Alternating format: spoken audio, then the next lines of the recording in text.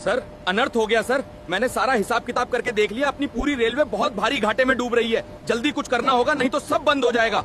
अच्छा, तो मतलब कुछ करना पड़ेगा। एक काम करो, कल सुबह ही अखबार में 70,000 नई रेलवे भर्तियों का ऐलान करवा दो। नई भर्ती? सर आप होश में तो हैं? जब पहले से कर्मचारियों को देने के लिए पैसा नहीं है तो 70,000 नए लोगों को रखकर क्या उन्हें रसगुल्ले खिलाएंगे? अरे भोले पंछी सुनो, फॉर्म की फीस कम से कम 1,000 रखना। देश में बेरोजगारी का जो माहौल है ना, कम से कम 20 लाख लड़के फॉर्म भरेंगे।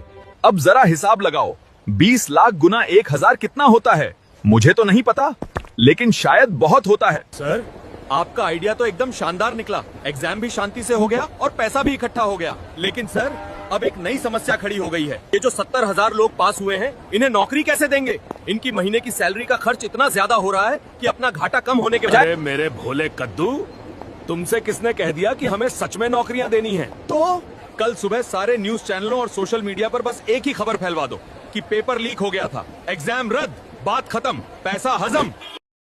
सर उन लोगों ने निगोशिएट करने से मना कर दिया है। तब तो घी टेढ़ी उंगली से निकालना पड़ेगा। नेताजी को कॉल लगाओ अभी।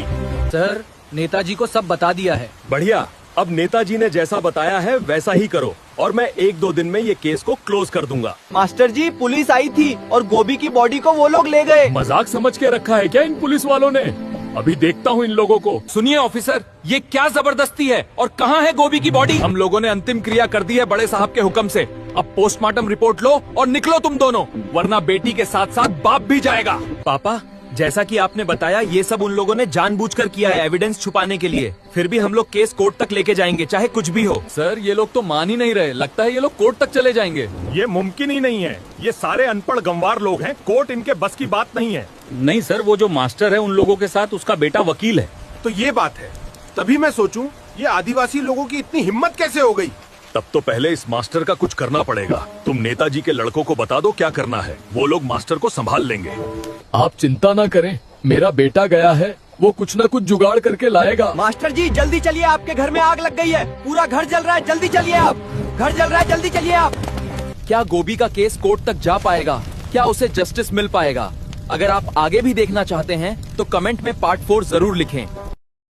ट्रॉफी मैं ही तुमसे सबसे ज्यादा प्यार करता हूँ। अरे हट, ट्रॉफी को सिर्फ मैं ही डिजर्व करता हूँ। हमारा प्यार पुराना और गहरा है।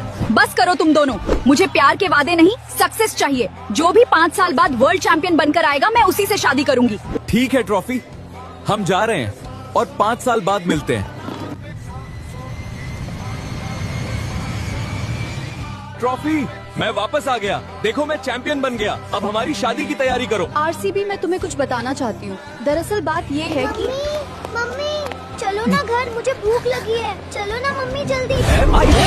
टूट जाए दिल तो दुख होता है, करके मोहब्बत